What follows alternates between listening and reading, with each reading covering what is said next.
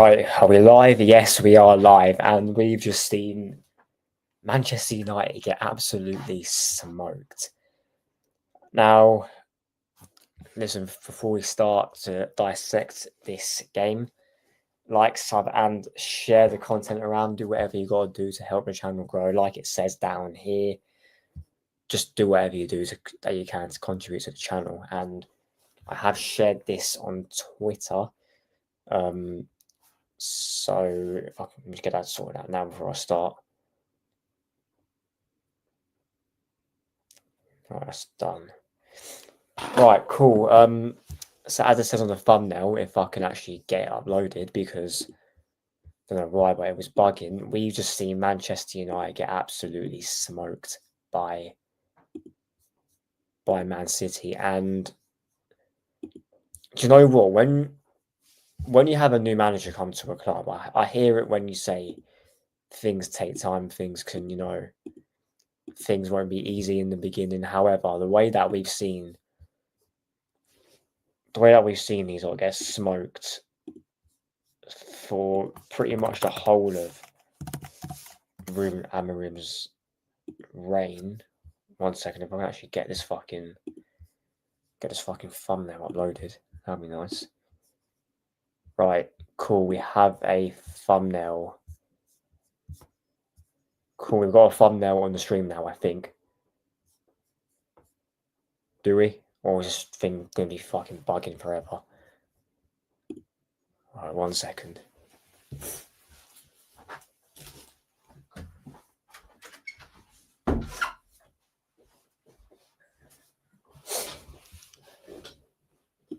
Right, is that deciding to work now? Yes, it is. And right, where was I getting to? Yeah, Amorim's football. We saw nothing today from Amorim, pretty much. And to be fair, we didn't see a lot from City in that first half. And the reason that I'm doing the stream today, especially because we play my team Arsenal, we play Manchester City next week. And to be fair, that first half, Man City weren't great. Yeah, they got the goal before half time, and yeah, it was a nicely worked goal, nice little play from Foden out to Doku, who managed to get the cross in. To be fair, I thought he would shoot when he got into that position, but number one, he got into that position way too easily. I think it was it Ugarte who he ran off of, and then Luke Shaw ended up losing him, and then Foden got the free header in the sort of near the centre circle, and that goal happened way too easily. And like I said, City weren't great. Rodri weren't great. I thought Rodri was pretty poor today, if I'm being completely honest, especially in that first half. I thought Tijani Reinders, I like him a lot as a player, but he weren't the Reinders that we've seen potentially for the past, I think, especially the first game of the season and the stuff that I've seen of him at AC Milan. He weren't great today. Haaland's Haaland. You don't really get much from him. I think Foden was probably their best player, along with probably Jeremy Doku, because Jeremy Doku was actually quite threatening on that flank. And like I said, obviously Phil Foden got the goal, nice header, but yeah, but City weren't great. And to be fair, they didn't need to be, because Manchester United offered nothing in that game at all. The shots that I can think of from them that actually probably meant anything, probably the Sesko shot in the first half, the Mbumo chance in the second half, and then the chance where Casemiro missed from about a yard out, and I'm not sure whether that was actually offside anyway. It looks like it was a bit off, but yeah, this Manchester United team stinks, to be honest, and I don't see where they go from here, because I'll get onto United first in terms of their next couple of games, because I believe they have another big game next week. Yeah, because they're not in Europe. They've got Chelsea at home on next Saturday, and that is a team that Chelsea never goes to win at. But to be honest, I can't see how Chelsea don't win this game. Well, they should win this game anyway. But to be fair, we said that last season, and one thing about Chelsea is that they struggle at Old Trafford, similar to Arsenal, and we even saw Chelsea struggle at at Brentford last night, and they should have probably won that game as well, especially in the second half.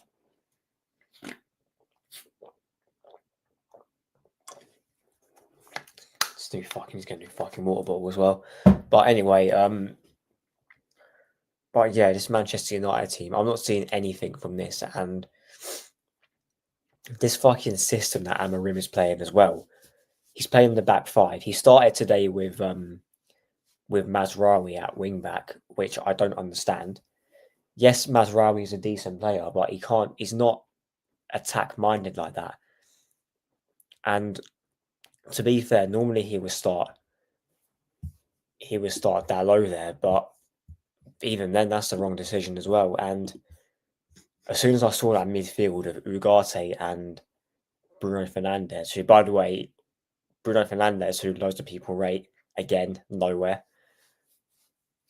But, you know, people rate this guy because of his G&A, yet we saw, again, absolutely nothing from the captain, apart from that one shot. That one shot which he had towards the end of the game. But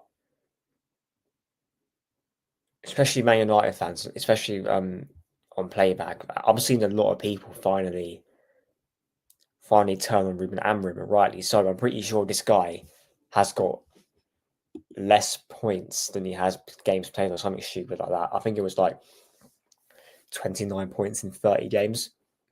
And I saw a table as well. It was regarding, if I can find it, it was Ruben Amorim since United got taken over, or he took over Man United. There was I can't find it now, but basically what it was a table of, basically a Premier League table of since Amorim took over the United job. And since he took over, he is 17th in the league. If we're counting the teams that were here last season, the likes of Ipswich, Southampton, and who was that one? Who else got Leicester? That's it. He is only 6 points off the drop. If we're counting from November time when he took over the job, he is 17th, and you know he's right down there. If this was any other club, he would have got sacked by now. And do I think he will get sacks after this game? Maybe. There's been obviously nothing yet, and there hasn't really been many murmurs. Normally, when a manager's about to get sacked, you normally hear, right, oh, this guy's on the verge of getting sacked. He has to win this game, otherwise he'll end up going. They'll call an emergency meeting at some point. Now, whether they do in the next sort of hours, we've got to wait and see. But as it stands, I don't know if that will be the case, because this guy should have gone from last season when the Europa League final ended. Not even to the fact he lost to Tottenham in the final as well, but the fact that he wasn't able to get over the line. The season that they had, although yes, Ten Hag was at fault partly for that season because he was there at the start as well. Amorim's still got to take some massive accountability for this, and yeah, it's crazy. And whether he gets sacked, I don't know, but they have got Chelsea at home next week, which it will be an interesting game because obviously Chelsea dropped points last night in stupid fashion as well, with sort of Garnacho being partly a fault, ironically. And this game's always a draw, I'm pretty sure.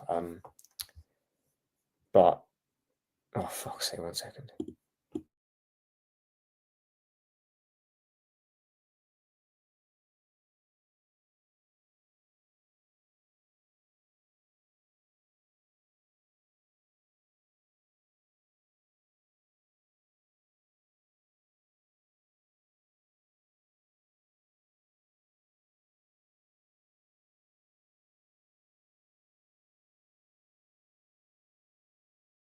Right, cool, we're back.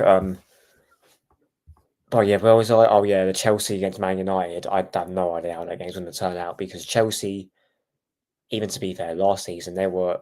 I'm pretty sure they were on form going into that game, and then I think Man United had Ruud van Nistelrooy as their manager, so and obviously that must have given them a little bit of a manager bounce. But yeah, but in terms of Man City, they weren't at their best. It's not that shocking to even say that, but they got the win in the end, and 3-0 seems quite comprehensive. And to be fair, they deserved it. They had plenty of chances. I think they had a chance with Reinders towards the end as well. That could have made it 4. Bayern had to make a couple of saves, especially in the first half. There was a chance early on from Erling Haaland to make it 1-0 after like a couple of minutes. But look, they'll be happy with the 3-0 win in the end. They lost back-to-back games against Brighton and Tottenham. So, and they've also got a tough game at the Emirates, which I do expect Arsenal to win that game. I will do a preview by the time it comes. I'll probably drop it on Friday because I think we play on Saturday. No, we play on Sunday. Yeah, so we play on Sunday. I will drop that preview. I'll stream it on here as well on Saturday. But yeah, I think who have they got in Champions League? Let's have a look. Smash his like side, by the way. Okay, they've got Napoli at home. I think it's Kevin De Bruyne's homecoming, I'm pretty sure, or Kevin De Bruyne's return. But yeah, they've got Napoli on Tuesday. No, they got Champions League on a Thursday. Okay, cool. Yeah, they've got Napoli on Thursday, and we've got Athletic Bilbao or Athletic Club on Tuesday. But we're away from home, to be fair, so that don't make much of a difference. But yeah, I do expect us to go into that game confident. I think we will win that game. Will it be easy? No. But to be fair, I am confident even with Rodri back because I never had them last season when we absolutely packed him in 5-1. But yeah, I do expect to win that game comfortably. But that's it really from the Manchester derby. Apart from Amorim, surely has to be sacked. City won fairly comfortably in the end, and that's about it really. Also today we saw Burnley absolutely fold. Well, I say Burnley fold. That Hannibal Majebri, whatever his fucking name is, gave away that stupid handball because Liverpool were rubbish today. Let's not get it twisted. And you know what? They were on their way to dropping points to Burnley, and then you just knew there would be at some stage where Mo Salah will get his GNA, and he gone and got his GNA because he was yet again rubbish. He has not had a single good game this season at all. He was rubbish in the game against Bournemouth, in the game against Newcastle. He was crap in the game against Arsenal, and he was crap today again. Well, that is a story of Mo Salah. Stat pads his way to fucking GNA. But yeah, and we also saw a fucking Florian Squirt stinker versus absolutely nothing today. To be fair, Liverpool hardly done anything. And Scott Parker set his team up really well. They were set up in a low block and they weren't just sitting there to defend. They're actually trying to have a go at winning the game on the counter as well. But yeah, it wasn't meant to be for Burnley. Liverpool got lucky. But look, listen, that's what wins them the title this season, which I still have them down as slight favourites to win this league. Although I don't think it will be as comfortable as it is as it was last season. I do still expect them to win that, and they still yet to have Isak come into the team because he was left out of the squad today. So it looks like Arne Slot is easing him in slowly because I'm not sure he played any bit of pre-season. He didn't play at all because his transfer was getting sorted out. I'm not sure if he did play any minutes for Sweden. I think he may have done off the bench, but still, he's definitely not match fit. But yeah, Liverpool get their jammy win. But yeah, I'm going to end it here. We've spoken about the Man City game, how crap Man United are. Nothing new, to be fair, but it is what it is. And we move forward to more Arsenal news coming tomorrow, hopefully, because I'm working late. So if a stream is going to happen, it will be a lot later. But that is it from me tonight. Like, sub, and share. And I'll see you lot tomorrow for the Bilbao preview and see what Arteta's got to say in his fucking press conference. Because they're fun to read. All right, in a bit.